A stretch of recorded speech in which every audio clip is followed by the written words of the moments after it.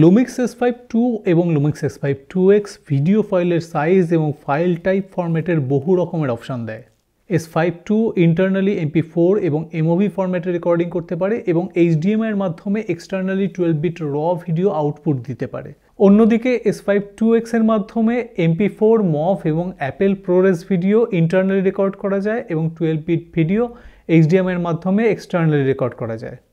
MOV সেটিংসের জন্য আপনি S5 IIX এ all Intra এবং লং অফ ভিডিও রেকর্ড করতে পারবেন, কিন্তু S5 II তে আপনি শুধুমাত্র লং অফ ভিডিও রেকর্ড করতে পারবেন।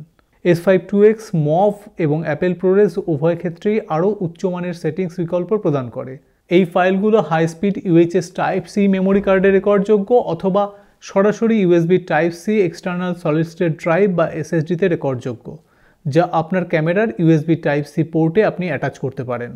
আপনি Apple ProRes ব্যবহার করে সর্বোচ্চ 1.6 Gbps ফাইল এবং MOV ফরম্যাট ব্যবহার করে 800 Mbps ফাইল পর্যন্ত রেকর্ড করতে পারেন।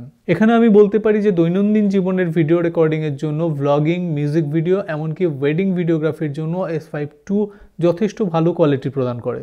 কিন্তু আপনি যদি ইন্টেন্সিভ কালার এডিটিং ও কালার গ্রেডিংয়ের মাধ্যমে আপনার কাজটি আরও উন্নত করার পরিকল্পনা করেন বা আপনি যদি চলচ্চিত্র তৈরি করার পরিকল্পনা করেন, তাহলে আপনার S5 IIX চয়েস করা উচিত।